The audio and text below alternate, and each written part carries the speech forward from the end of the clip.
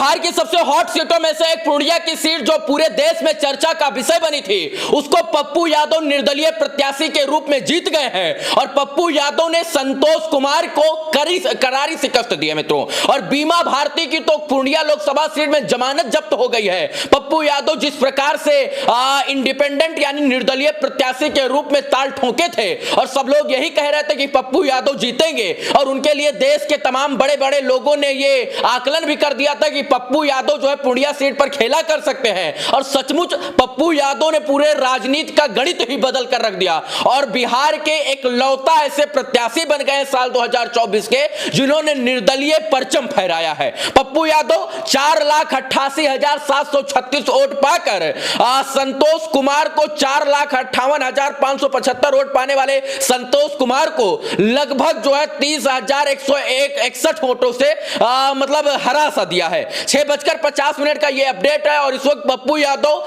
जो है 30,161 वोट से आगे है और औपचारिक घोषणा होना शेष है और पप्पू यादव पूर्णिया लोकसभा सीट जो है वो जीत चुके हैं। पहले भी पप्पू यादव मधेपुरा और पूर्णिया से निर्दलीय जीते हैं, लेकिन साल 2024 का राजनीति का गणित कुछ इस प्रकार से था कि पप्पू यादव के परे था और राजनीति में पप्पू यादव के साथ इस बार कांग्रेस वालों ने राजनीति कर दिया।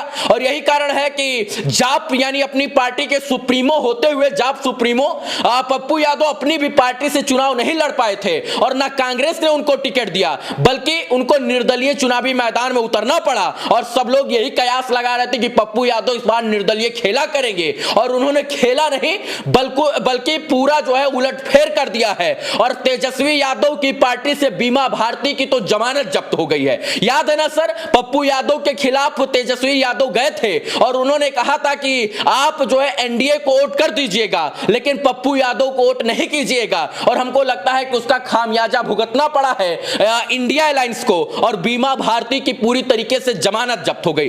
22,538 वोट पाई है बीमा भारती, 4,58,575 वोट मिला है संतोष कुमार को और 4,88,736 वोट मिला है अभी तक पप्पू यादव को। यानी पप्पू यादव 30,161 वोट से तो आगे है ही, साथ में वो जीत की दहलीज पर खड़े हैं और आखिरी 2-4-10 राउंड की जो है काउंटिंग और शेष है और पप्पू यादव को सर्टिफिकेट मिल जाएगा। सोचिए कि काराकट की जो सीट थी वो सबसे चर्चित थी, बक्सर की सीट सबसे चर्चित थी, सिवान की सीट निर्दलीय प्रत्याशी के रूप में सबसे चर्चित थी, लेकिन सबसे ज्यादा चर्चित सीट निर्दलीय प्रत्याशी के रूप में थी तो वो पूर्णिया की थी। और पूर्णिया जो है वो पप्पू यादव का गढ़ माना जा रहा था और पप्पू यादव के कब्जे में आ गया है पूर्णिया। अगर हम बात करें पप्पू यादव के राजनीतिक कैरियर की तो वो जो है 2019, 2014 इन तमाम क्षेत्रों इन तमाम समय काल में लोगों की मदद करते रहे, लोगों के बीच में जाकर लोगों की मदद करते थे। और इस बार जब 2024 में वो चुनाव लड़े तो उसी मदद का खामियाजा जो है उनको मिला और उसका कारण है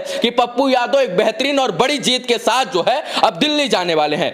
राजेश रंजन के साथ यानी पप्पू यादव जी के साथ इस प्रकार से खेला हुआ था कि उनका मन था शुरू में इंडिया अलायंस की तरफ से चुनाव लड़ने का और एक कारण उन्होंने कांग्रेस ज्वाइन कर लिया था। और कांग्रेस जब उन्होंने ज्वाइन किया तो कांग्रेस ने उनको टिकट नहीं दिया, बल्कि वहां से राष्ट्रीय जनता दल यानी आरजेडी बीमा भारती को अपना कैंडिडेट बना देती है इंडिया अलायंस की तरफ से। और जो उनकी पार्टी होती है जाप यानी जाप के सुप्रीमो कहे जाते थे, जो उनकी पार्टी थी राजेश रंजन उर्फ पप्पू यादव की जो जाप पार्टी थी जिसका चुनाव निशान कैंची था, उससे भी वो चुनाव नहीं लड़ पाए। यानी कुल मिलाकर पप्पू यादव को हर तरफ से तोड़ने की, मरोड़ने की, ढकेलने की, गिराने की प्रयास किया गया, लेकिन पप्पू यादव डटे रहे और आज उन्होंने 4 जून को बता दिया कि वो ऐसे ही इतिहास बिहार के अंदर नहीं रचते हैं। और आज उन्होंने एक बड़ी जीत दर्ज करके तमाम लोगों के मुंह पर ताला बंद कर दिया है, अपने विरोधियों के मुंह पर ताला लगा दिया है। और ये पप्पू यादव की जीत जो है दर्शाती है कि पप्पू यादव ने किस प्रकार से विगत कई सालों में काम किया था और राजनीति में उनके साथ जिस प्रकार से धोखा हुआ था, उस धोखे को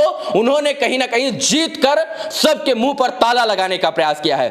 फिलहाल पप्पू यादव की ये बड़ी जीत है और राजनीतिक पॉलिटिकल जो जानने वाले लोग थे, जो पॉलिटिकल पंडित थे, वो इस बात का कयास लगा रहे थे कि पप्पू यादव जीतेंगे और अब पप्पू यादव जीत गए हैं। उनके और उनके चित्र प्रतिद्वंदी संतोष कुमार के बीच में 26,000 वोटों का भी डिफरेंस है। कुछ राउंड की वोटिंग शेष है, काउंटिंग शेष है और इस काउंटिंग के बाद पूरी तरीके से प्रत्यक्ष हो जाएगा कि कौन जीत रहा है कौन हार रहा है। लेकिन पप्पू यादव जो है जीत की दहलीज पर लगभग खड़े, औपचारिक घोषणा होना शेष है। वीडियो देखने के लिए धन्यवाद। जय हिंद।